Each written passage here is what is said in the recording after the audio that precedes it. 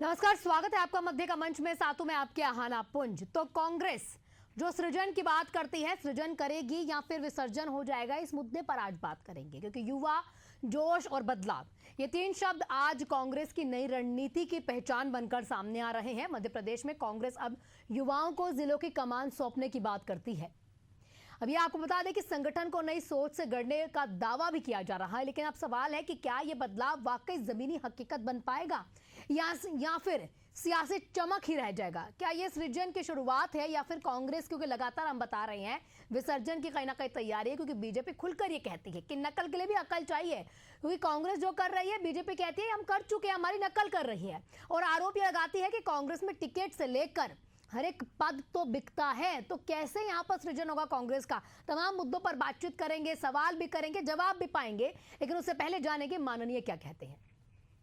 कल जो वर्चुअली बैठक हुई, इसमें आदरणीय जीतू पटवारी जी, हरीश चौधरी जी और भी प्रदेश के तमाम वरिष्ठ नेताओं ने मिलकर ये निर्णय लिया है कि इसमें युवाओं की भागीदारी बढ़ना चाहिए। इसलिए इसमें 45-46 साल तक के लोगों को ही अधिक से अधिक मौका दिया जाए, जिससे राजनीति में अच्छे लोगों का, युवाओं का प्रवेश बढ़े, जिससे और अच्छे से पार्टी मजबूत हो और 2028 की लड़ाई हम और भी मजबूती से लड़ पाए। देखिए, नकल करने के लिए भी अक्ल की आवश्यकता होती है, और जिनके विचारों में सिर्फ दुर्जन विचार हो और वो सृजन की बात करें और सृजन में इस प्रकार की बात करें। कांग्रेस के कार्यकर्ताओं, नेताओं ने हमेशा आरोप लगाए हैं कांग्रेस पार्टी में पैसा लेके पद मिलते हैं, पैसा देकर टिकट मिलते हैं। तो अब क्या सीमा तय की कांग्रेस पार्टी ने, ये उनका अंदरूनी मामला है कि कितने क्या रेट लगाए, लेकिन कांग्रेस पार्टी में ये तो तय है कि सब कुछ बिकता है। और कांग्रेस पार्टी की रेट लिस्ट सबके सामने आनी चाहिए, ताकि कांग्रेस का कार्यकर्ता ये जान सके, क्योंकि हमेशा वो ठगा हुआ महसूस करता है।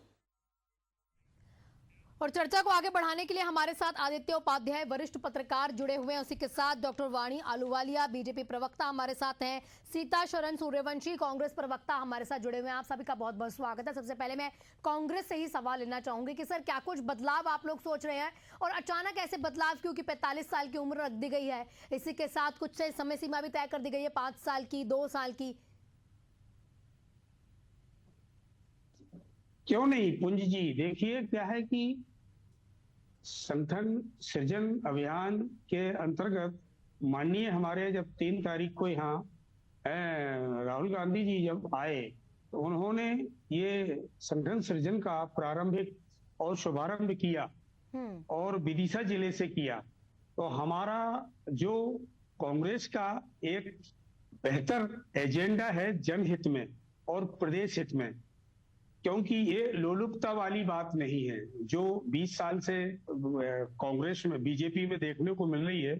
और कांग्रेस ने जो इस देश को और प्रदेश को जो दिया, वो ये अब इनको तकलीफ इसलिए हो रही है क्योंकि जब कांग्रेस अपने धरातल पर ग्रामीण अंचल से लेकर के अपने बूथ लेवल पर, ग्राम पंचायत लेवल पर 55 ऑब्जर्वर, टोटल 180 ऑब्जर्वर जो इस प्रदेश में उतारे हैं, तो 35 वर्ष से 45 वर्ष की आयु में नौयुवाओं को जो मौका देने के साथ साथ, और जिनका कार्यकाल अच्छा होगा, 45 वर्ष के बाद जो प्योर कांग्रेसी होंगे उनको भी देने का एक बेहतर प्लान बनाया है, जिससे कांग्रेस धरातल पर।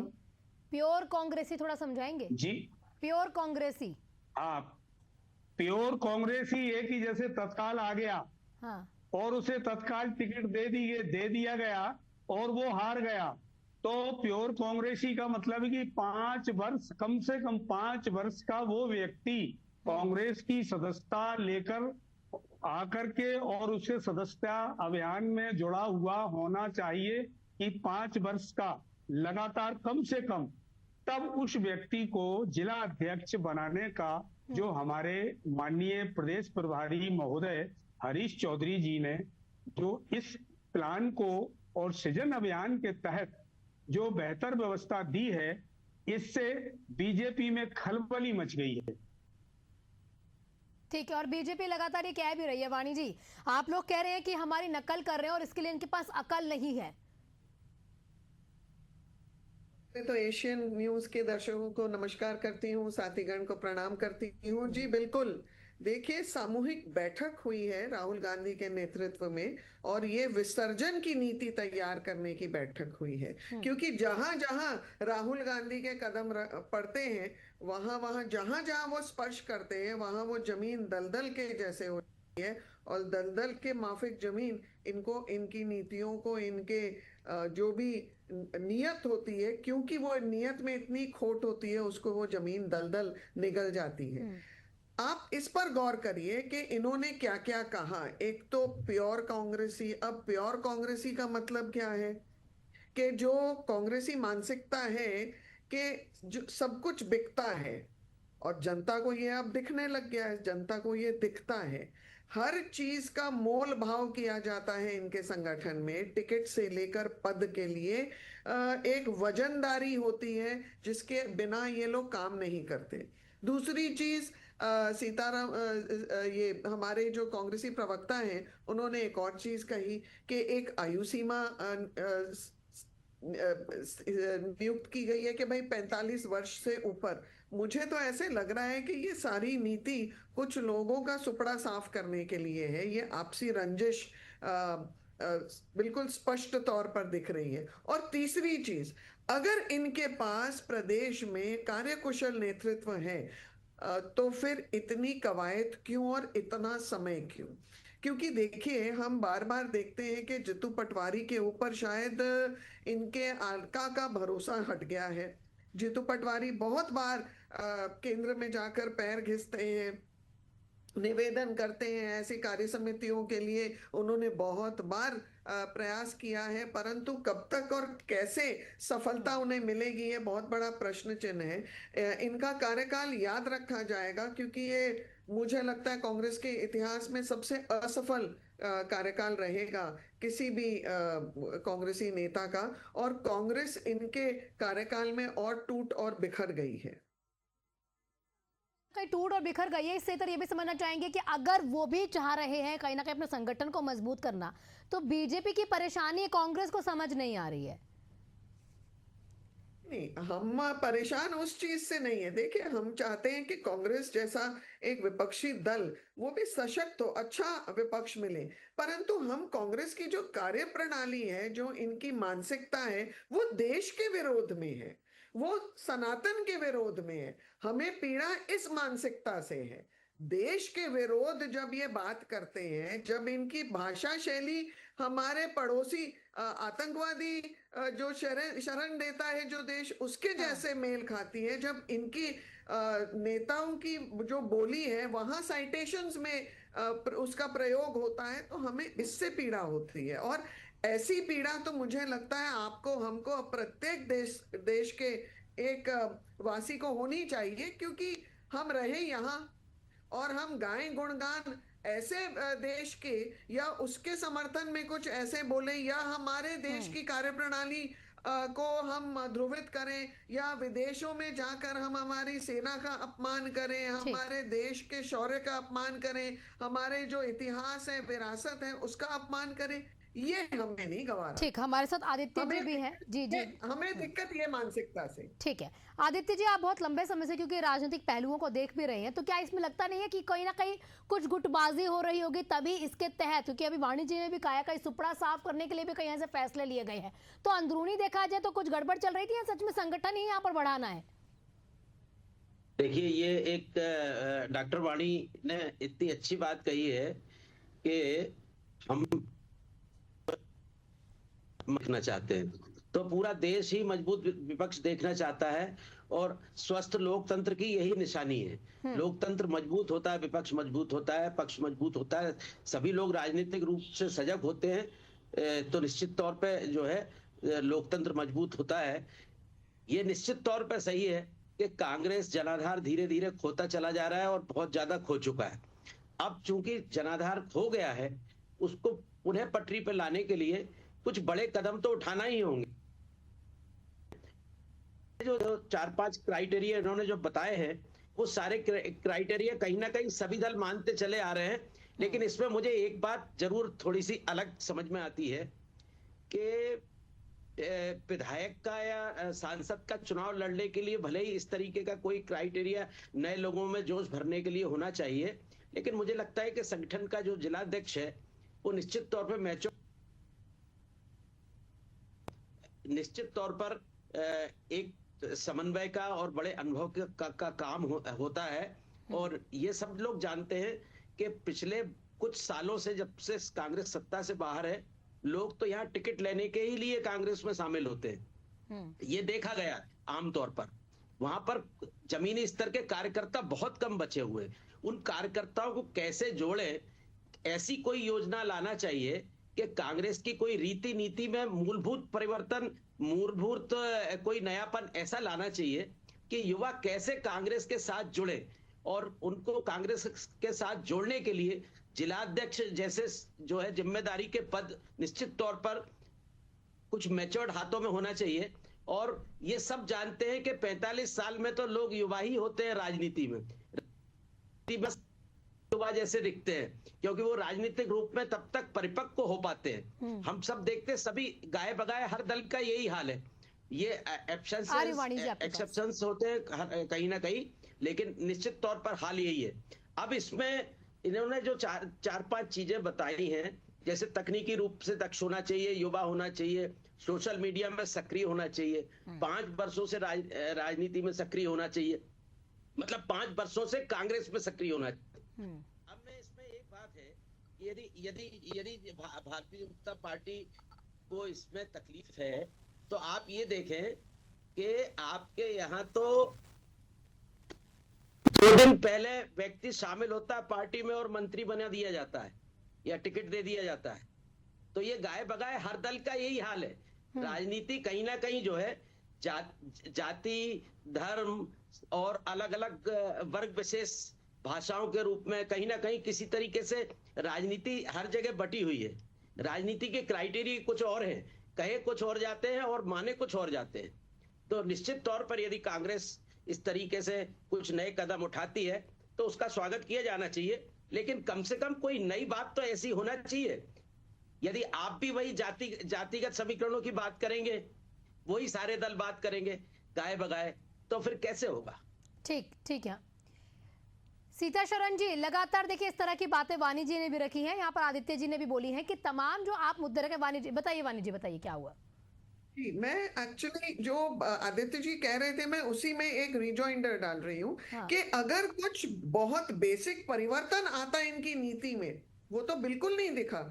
राहुल गांधी इस मीटिंग की अध्यक्षता करने आए। राहुल गांधी का कांग्रेस पार्टी में किस पद पे है वो? क्या वो अध्यक्ष हैं? क्या वो सचिव हैं? क्या खड़गे जी और वेणुगोपाल जी इस पूरे मीटिंग में कहीं आपको दिखाई दिए? उनका नाम भी नहीं लिया गया। तो ये फिर परिवारवाद की बू आ रही है इस पूरे प्रकरण से। तो जो पार्टी अपने शीर्ष नेतृत्व में एक विशेष कुटुंब को अलग नहीं कर पा रहा, बिना उनकी सहमति के, बिना अपने आका की जी हजूरी के, वो आगे कोई भी नीति में अपना विस्तार नहीं कर पा रहा। समर्पण और सेवा के साथ होता है ये सब काम। ये कार्य निजी स्वार्थ के साथ नहीं होता। तो आप सबसे पहले परिवर्तन तो उसमें देखिए क्या आया, और अगर हमें नहीं दिख रहा वो परिवर्तन, तो ये सब ढकोसला है। और आदित्य जी, आपका दूसरा एक जो टिप्पणी थी कि हमारे पार्टी में लोग जुड़े हैं और मंत्री हो गए, तो सेवा समर्पण के भाव जो है जनता के प्रति, और जो उस भाव को लेकर भारतीय जनता पार्टी के विचारधारा में मिश्रित होते हैं, तो ऐसे लोग क्योंकि जनाधार के तौर पर भी और उनके सेवा और समर्पण का भी जो इतिहास है उसको देखते हुए ये उनके गुण हैं, और ऐसे लोगों को निश्चित रूप से मुख्य धारा में तो बने रहना चाहिए। ठीक, हमारे साथ क्योंकि देखिए सीताशरण जी लगातार वो बोल रहे हैं कि राहुल गांधी आखिरकार किस पद पर रहते हुए ये मीटिंग्स लेने के लिए आए हैं। ये बीजेपी को जो बू आ रही है, मैं आपको बताऊं कि सबसे पहले वाणी जी ने कहा था ये विसर्जन की ओर जा रही है बीजेपी। जब इनका 400 का नारा था तो 240 पे अटक गए। अब प्रदेश के अंदर जैसे माननीय हमारे राहुल गांधी जी जब आए, उन्होंने जो गाइडलाइंस दी है तो इन्होंने सीधा ये ब्लेम लगा रहे हैं इससे कि वो कम कौन से strength पद में पर हैं। आपको अरे मालूम है मनमोहन सिंह ने मैं सरकार बनाई थी। मैं बीच में नहीं बोला, इनको मैडम या तो इनको बोलने वाणी दीजिए जी आपके या बीच फिर में मैं नहीं अब बोले, शुरू सीताशरण करूं। जी को पूरा करने दीजिए, बताइए सर। सुन लीजिए, थोड़ा सुनने की हिम्मत भी रखिए वाणी जी। जिस तरीके से आपने जो ब्लेम लगाया कांग्रेस पर कि कांग्रेस ने ही तो बीजेपी को बोलना सिखाया, और कांग्रेस का जो संगठन है उस संगठन से जो एक बेटा बनकर के जो बीजेपी जो पैदा हुई है, और बीजेपी में जो माननीय हमारे एक्सपर्ट महोदय ने कहा कि डायरेक्ट आते ही मंत्री बना दिए जाते हैं, लेकिन उनका अधिकार छीन लिया जाता है। जैसे यहां से लेके केंद्र तक जितने पदावली और जिन जिन पदों पर बिठाल करके और उनको एक पुतले की तरह बिठाल दिया जाता है, लेकिन पावरलेस कर दिया जाता है, फिर उनके हाथ में कोई पावर नहीं रहता है। ये और जो संगठन सृजन की जहां तक बात है, कुछ कि नाम माननीय अगर आप राहुल बताना गांधी चाहें, जी ऐसे ने कौन कौन कि- से नाम आप कह रहे हैं कि भाई सिर्फ पावर का सिर्फ नाम दे दिया जाता है, मतलब पद दे दिया जाता है पर उनको पावर नहीं दी जाती।